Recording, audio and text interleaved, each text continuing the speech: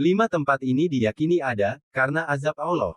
Sungguh mengerikan. Yang pertama, Petra. Petra merupakan sebuah situs arkeologi yang berlokasi di Yordania, dan terkenal dengan bangunan arsitektur yang dipahat pada bebatuan, serta sistem pengairannya. Di balik keindahannya itu, ternyata kota Petra juga menyimpan kisah kelam. Konon pada masa zaman dulu, penduduk Petra adalah penyembah berhala yang berbentuk batu hitam tak beraturan. Petra akhirnya dikuasai kerajaan Romawi sampai 363 Masehi, bersamaan dengan terjadinya gempa dahsyat yang meluluhlantahkan sebagian besar kota. Setelah kejadian itu, kota dibiarkan hancur dan perlahan mulai dilupakan orang. Yang kedua, Pompei. Pompei merupakan kota pada zaman Romawi kuno yang terletak di Campania, Italia Selatan.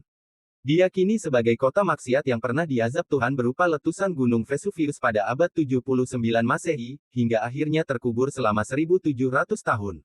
Di kota ini marak terjadi perilaku seksual menyimpang, seperti menggelar pesta yang mengumbar kegilaan duniawi, dan pergaulan bebas lawan jenis maupun sejenis yang nyaris sudah menjadi kebiasaan warga kota.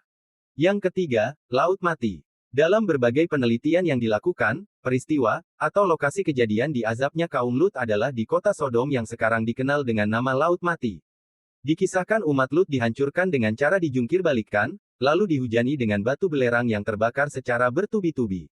Yang kelima, Madain Saleh. Tempat yang pernah diazab Tuhan selanjutnya adalah Madain Saleh. Madain Saleh adalah kota kuno yang terletak di wilayah utara kota Hijaz, Arab Saudi.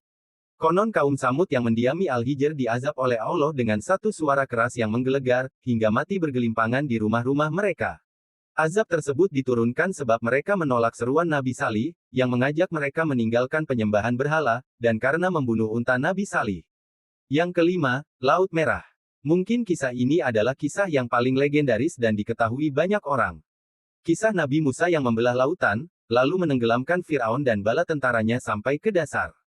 Firaun adalah sosok yang menolak ajaran Nabi Musa, bahkan ia mengaku sebagai Tuhan.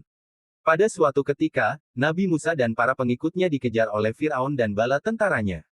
Ketika sampai laut, Nabi Musa memukulkan tongkatnya ke lautan, maka atas kebesaran Allah SWT, lautan itu terbelah menjadi dua.